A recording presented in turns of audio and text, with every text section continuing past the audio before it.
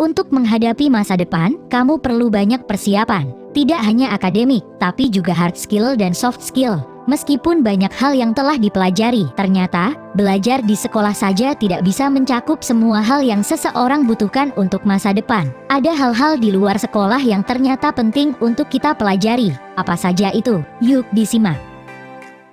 1. Public speaking dan presentasi. Di antara kita, pasti masih ada yang suka grogi kalau disuruh presentasi atau berbicara di depan umum. Public speaking dan presentasi memang menjadi hal yang menakutkan bagi banyak orang. Menurut penelitian, ketakutan berbicara di depan umum adalah ketakutan yang sangat umum dan memengaruhi hingga 75% populasi manusia. Ketakutan ini didasari oleh penilaian atau evaluasi buruk dari orang lain. Padahal, public speaking dan presentasi adalah kegiatan yang pasti kamu lakukan di masa depan. Seperti saat rapat di tempat kerja atau cari pinjaman modal usaha. Tidak bisa dipungkiri, memiliki kemampuan tersebut akan bikin kamu lebih percaya diri, mudah menyampaikan ide dan gagasan, bisa memimpin tim, dan menumbuhkan skill leadership. 2. Time management. Pernah tidak merasa susah ngatur waktu? Sehari punya 24 jam, tapi kok rasanya banyak kerjaan yang belum selesai. Semakin lama waktu yang dihabiskan untuk bekerja, bukan berarti kamu semakin produktif dan bisa menyelesaikan banyak pekerjaan. Jadi, tidak selamanya sibuk itu berarti produktif. Apalagi kalau manajemen waktumu masih kurang baik. Sibuk dan produktif adalah dua hal yang berbeda.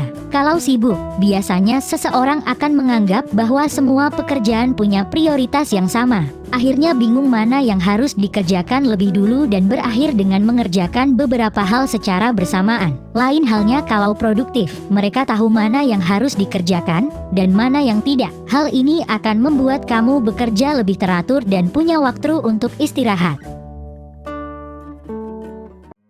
3. Kemampuan networking. Networking adalah bagaimana kamu bisa membangun dan menjaga hubungan baik dengan orang lain dalam jangka waktu panjang dan saling menguntungkan. Punya networking penting karena bisa membuka peluang baru, menyelesaikan masalah, atau mendirikan bisnis bersama. Hal ini bisa dilatih sejak kamu masih sekolah dan kuliah. Misalnya dengan ikut organisasi atau ikut kepanitiaan yang bisa membuatmu terbiasa bertemu banyak orang. Kalau mau punya networking yang luas, kamu harus berani membuka diri, berani ajak kenalan, buka obrolan, dan mau menerima perbedaan perspektif. Kalau menutup diri, lingkaran jaringanmu akan lebih kecil daripada mereka yang mau membuka diri kepada orang baru. 4. Kemampuan menulis.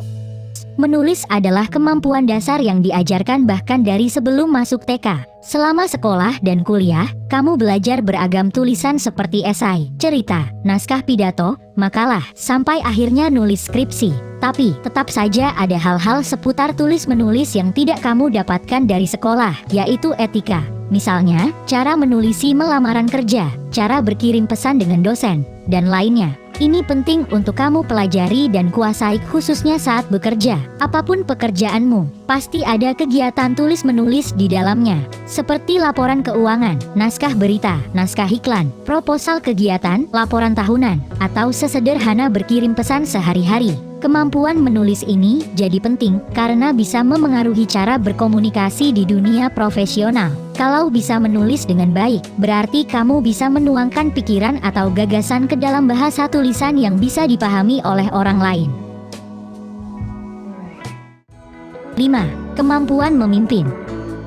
Sewaktu sekolah dahulu, kita bisa menghindari untuk jadi pemimpin, tapi tidak dengan masa depan. Skill kepemimpinan tidak hanya harus dimiliki oleh ketua atau pemimpin besar lainnya. Setiap orang harus punya kemampuan ini, minimal untuk memimpin diri sendiri. Dalam hidup, kita dihadapkan dengan banyak pilihan, yang mana setiap pilihan pasti punya kelebihan dan kekurangan. Misalnya pilihan untuk melakukan apa setelah lulus kuliah, apakah mau lanjut kuliah, bekerja atau memulai bisnis. Nah, dalam memimpin diri sendiri, kemampuan untuk mengambil suatu keputusan itu penting. Kamu harus mempertimbangkan keputusan mana yang akan kamu pilih, yang punya risiko paling kecil dan paling bisa kamu jalani.